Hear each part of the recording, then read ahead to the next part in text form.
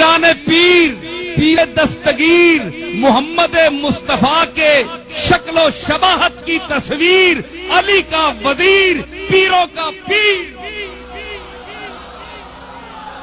شیخ المشارق والمغارب، ابن الزرغام الصالب، علی ابن ابی طالب، اسد اللہ الغالب،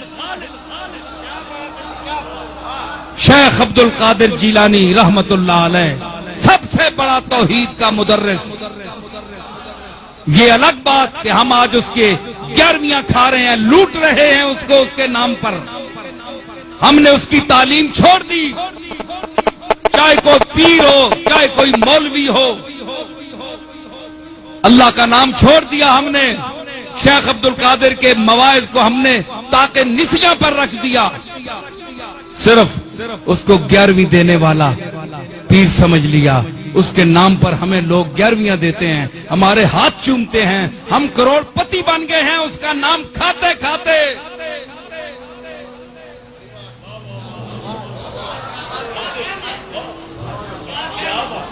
او خدا کا خوف کرو، پیران پیر کو اس کے نام پر لوٹنے والوں، چاہے وہ کوئی اولاد ہو چاہے اولاد سے نہ ہو، جب تک تم شیخ اپنے دادا کی تعلیم کو عام نہیں کرو گے، تمہارے اندر برکت نہیں آئے گی، تمہارے چہروں پر تازگی نہیں آئے گی، لوگ ٹوٹ پر تم پروانے کی طرح تم پر نہیں مریں گے۔ حق کہو، سچ کہو، اللہ کے نام کو بلند کرو، اور وہ درس پڑھو جو شیخ عبد القادر نے اپنے مواعظ حسنہ میں 40 سال مسند بغداد پر بیٹھ کر دیا۔ تم آج فرقوں میں پھنس گئے ہو۔ اچھے اعتقاد کے اعتبار سے تو بریلوی ہونا اچھا ہے کہ عشق رسول ہے، اس میں محبت اولیاء ہے، لیکن بعض اس قسم کے لوگ کہ اس میں اتنا غلو انہوں نے کیا کہ انہوں نے حفظ مراتب کا لحاظ بھی چھوڑ دیا، اللہ اور بندے کے درمیان بھی فرق ختم کر دیا۔ تو مذاہب میں نہ الجھو، مسالک میں نہ الجھو، اپنے اولیاء اللہ کی اور ان کی تعلیمات پر عمل کرو، تب اگر کوئی ان کے نام پر تمہیں دے بھی دے تو تم کھاتے ہوئے اچھے بھی لگتے ہو۔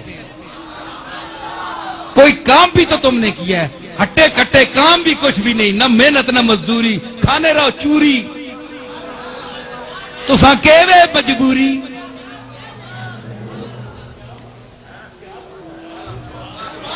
کیا تم سے سوال نہیں ہوگا قیامت کے دن؟ کیا اولیاء اللہ جن کے نام پر تم لوٹ کر سب کو کھا رہے ہو،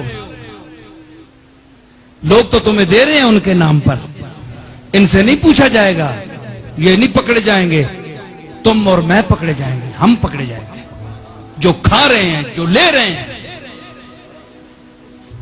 عوام تو محبت میں ان کے نام پر دے رہی ہے، لیکن ہم کیا کر رہے ہیں؟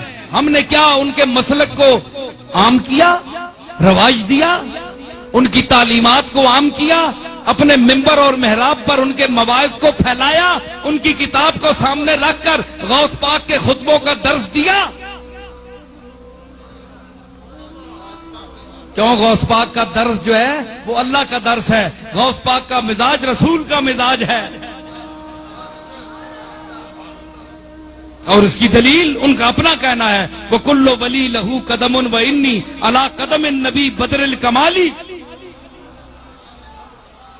وہ مزاج نبوت سے آشنا ہے، وہ مزاج نبوت پر بولنے والا ہے، وہ اللہ کی توحید بیان کرتا ہے، وہ سب کو محتاج کہتا ہے۔ اپنی رونق، اپنا استکبار، اپنی برتری، اپنی بلندی، اس کو چھوٹا کرو، گر جاؤ، گھٹ جاؤ اور مٹی کے ساتھ مٹی مل جاؤ، یہ غوث پاک کا درس ہے۔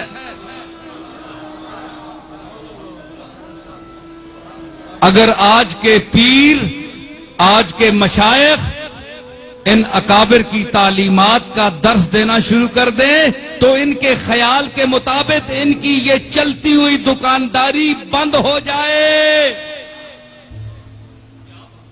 اس لیے پیران پیر کا درس نہیں دیتے، اپنی درگاہوں میں مولویوں سے اور درس دلواتے ہیں اور باتیں۔ میں نے بڑی درگاہیں دیکھی ہیں، اپنی درگاہ بھی ہے ہماری، بہت ساری دیکھی ہے، کوئی کام کی بات نہیں ہوتی، ایسی باتیں جس سے کھچ کھچ کے لوگ بس صاحب مزار اور جو موجودہ پیر صاحبان ہیں ان کے ساتھ نتھی ہوتے جائیں، بس ان سے چمٹتے جاؤ، ان کو پیسے دیتے جاؤ۔ بھائی کیوں دیتے جائیں؟ انہوں نے کیا کیا ہے؟ ان کی خدمت کیا ہے؟ ان کی باپ دادا کی خدمت ہے، ان کی کیا ہے؟ ذاتی خدمت کیا ہے؟ ہمارا کوئی پیسہ حرام کا ہے پہ ان کو دیتے جائیں؟ سمجھ آئی؟ تو کم از کم سوچو، دینے والے بھی سوچیں کہ ہم کن کو دے رہے ہیں اور کیا یہاں ہو رہا ہے۔ کیا کوئی غوث پاک کی تعلیم عام کی جا رہی ہے یا صرف 11ویں منائی؟ 11ویں منانا کوئی سنت تو نہیں ہے، کوئی فرض تو نہیں ہے، کوئی واجب تو نہیں ہے۔ جس کو آپ نے فریضہ سمجھ رکھا ہے یہ کچھ بھی نہیں ہے، ایصال ثواب کی ایک دعا ہے۔ اگر کرتے ہیں آپ تو کر سکتے ہیں، لیکن اس کو ایشو بنا کر لوگوں سے جمع کرنا پیسہ اور لوگوں کی خدمات حاصل کرنا، اس کو ذاتی اپنی تعمیر اور مربوں میں اور ذاتی پراپرٹی بنانے میں خرچ کرنا، یہ غوث پاک سے بددیانتی ہے۔ ایک ایک کا پائی پائی کا قیامت کے دن غوث پاک حساب لے گا۔ دنیا میں تو گل چھڑے اڑا لیں لیکن غوث پاک چھوڑنے والا نہیں ہے، کیونکہ غوث پاک نے جو تعلیم دی ہے وہ اللہ کے لیے دی ہے، اس لیے اس کی تعلیم کو عام کرو، پھر اگر تمہیں کوئی دے تو تم اچھے بھی لگتے ہو۔